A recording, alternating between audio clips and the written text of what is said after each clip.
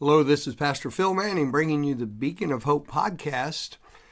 This is the third in a series of entitled Side Notes, Thoughts from a Pastor's Studies. The passage that comes to mind this morning is in 1 Peter chapter 5. It's a very familiar passage in that chapter, beginning in verse 8, where we are admonished, be sober, be vigilant, because your adversary the devil, as a roaring lion, walketh about, seeking whom he may devour. And then it tells us to resist him, steadfast in the truth. There's another passage, but its conjunction to that is sometimes overlooked. And that is the two verses preceding what I just read. They read thusly, humble yourselves, therefore, under the mighty hand of God, that he may exalt you in due time, casting all your care upon him, for he careth for you. This humility before God is essential to be able to be sober and to be vigilant. To be sober, which is right and even thinking of a precise and a clear manner.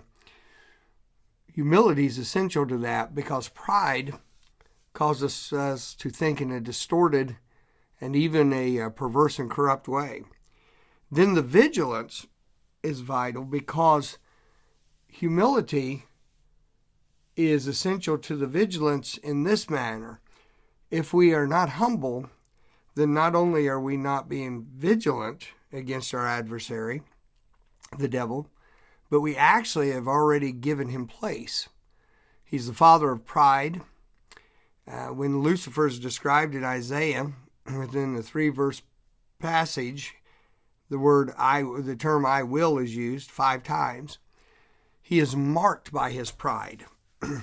And if we are not humble, then not only are we not being vigilant against our adversary, the devil, who is described as a roaring lion seeking whom he may devour, but we have already opened the gate and allowed the lion within the camp. But here's the thought and the side note that mainly brought my attention to this morning. The little phrase there, humble yourselves, therefore, under the mighty hand of God, that he may exalt you in due time. And then this little ending in verse 7, casting all your care upon him, for he careth for you. And the side note I have, and the thought, is a trust of his watchcare for us is fundamental to humility. We may have the strength of humility and go about in humility when we understand that God actually cares for us individually.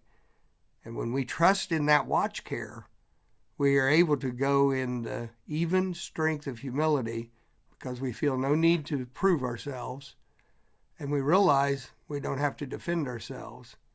So because of that, we can then give ourselves, and we can indeed be at peace with ourselves. These are some thoughts from the side notes of a pastor's study. God bless you and have a great day.